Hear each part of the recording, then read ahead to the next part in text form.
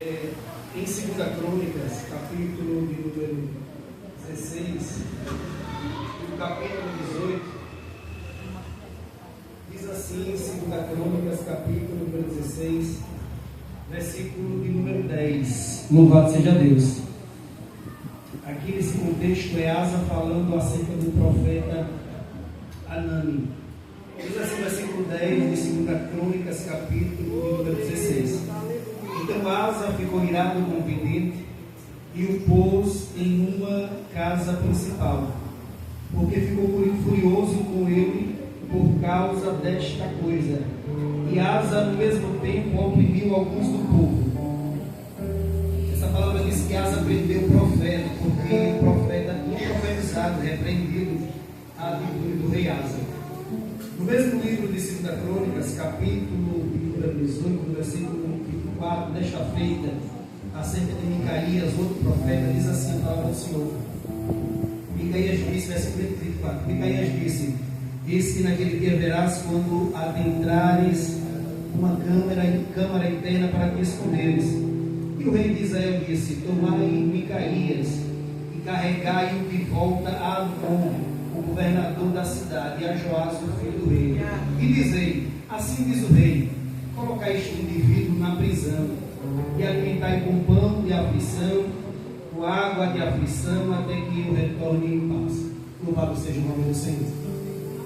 Nesse contexto aqui, imediato, nós percebemos que dois profetas, por se levantar e ser boca de Deus na terra, ser oráculo do Senhor, ser instrumento do Senhor, padeceu por agruras, por dificuldades. Ou seja, foram presos e passaram a viver conforme o texto bíblico, conforme a instrução do rei, para comer o pão e a água da aflição. Eu louvo a Deus porque Deus ele não enganou ninguém. Você é crente, é embaixador do céu, você leva uma mensagem na sua vida. E às vezes, hoje eu estava meditando no meu devocional, acerca também de Jeremias. Deus falando com Jeremias, entregando mensagem a Jeremias. E Deus diz assim: olha Jeremias, escreve, chama Baruque, escreve, coloca no livro e vai lá e prega. E interessante que me chamou a atenção, quando Jeremias disse: olha, você vai lá, eu vou ditar, você vai escrever, você vai lá e ministre ao rei, aos príncipes, aos grandes, porque eu estou preso.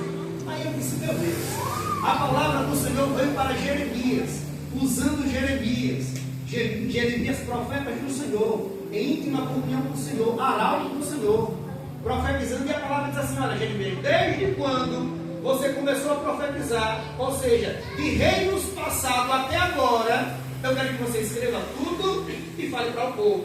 Aí Jeremias chama o escriba, diz: escreva tudo e você vai lá porque eu estou preso. Eu disse: Deus não estava vendo que ele estava preso? Será que Deus não se compadeceu que ele estava preso? E o interessante é que Jeremias não foi eu nem foi você. E que nós sejamos igual a Jeremias. Porque quando a gente está doendo, a gente chora.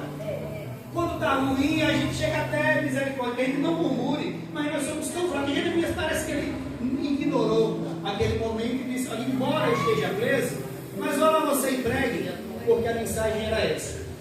Então, para não tomar muito, porque essa aqui é um esboço de uma mensagem, voltando para essas duas situações de Ananias e Micaías, Anani e Micaías, eu lembro também da história de Davi.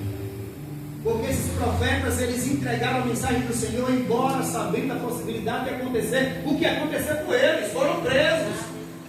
E nós devemos levar essa mensagem, a mensagem da cruz. Devemos levar a mensagem, ainda que venhamos ser taxados como o amigo insociável no trabalho, ainda que alguém diga: olha, você pode ser demitido se você não fizer conforme essa empresa quer que você faça, mas se vai de encontro ao princípio que você carrega de cristão, diga não para a empresa, não para o que for, seja rente. Aí a empresa vinha acontecer por quê? Porque tinha um rei muito poderoso, um rei que ele tinha várias famas de riqueza. Não estou falando de Salomão, não, estou falando do pai dele. Além de ser rico, ele tinha uma fama que ele vencia muitas batalhas. E aí vem um profeta semelhante a esses e diz: olha rei, tem um rei que chegou um viajante, tem um homem rico, melhor dizendo, que chegou um viajante em sua casa, apesar de ele ser rico, de sorte que ele tinha várias ovelhas. Aí chegou um viajante na casa dele, ele mandou matar a ovelha do vizinho, que só tinha uma, para dar de comida ao amigo viajante. Como eu disse, embora ele tivesse várias ovelhas. E o profeta estava entregando a mensagem para este rei. E este rei, que ali, no contexto imediato, naquele contexto judaico da época, o rei representava a lei. O rei foi escolhido por Davi. Davi, de forma categórica, Deus fala sobre ele. Escolhi Davi ao céu, atrás das malhadas, para fazer líder em Israel, para ser expoente em Israel.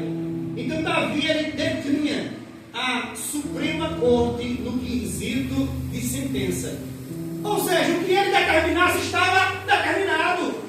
Não tinha instância superior para recorrer, porque seria o veredito real.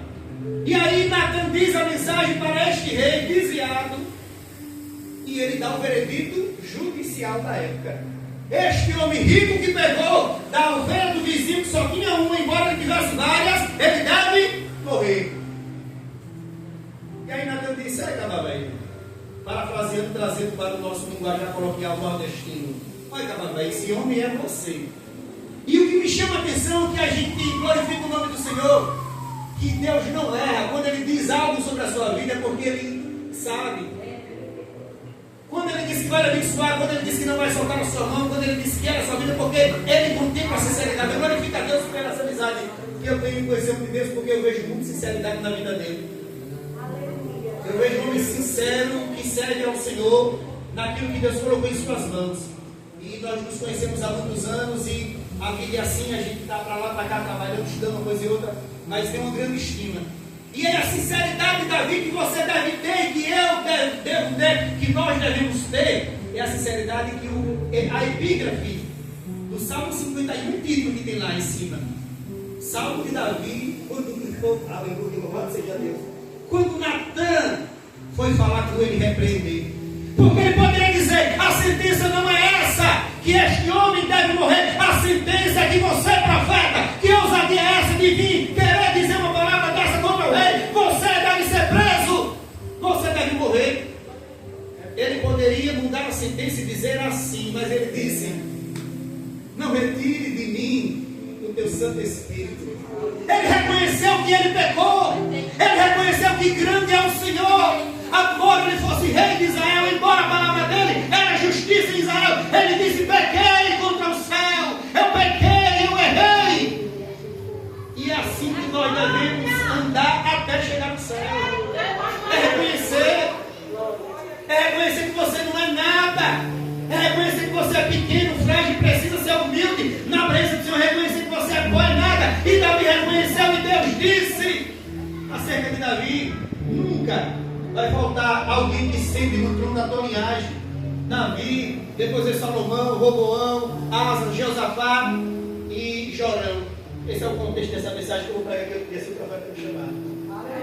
Esse é só o esboço da mensagem, acerca desses reis, acerca desses profetas, acerca desse contexto. E a mensagem, a saudação é: devemos ser humildes e reconhecer que somos nada de orgulho, porque o crente precisa de humildade para chegar ao céu. E Davi foi humilde, dizendo: eu pequei, mas não custava nada para ele se ele se mantivesse desviado. Manda prender esse profeta. Afinal de contas, quantos profetas não foram presos ao longo da história?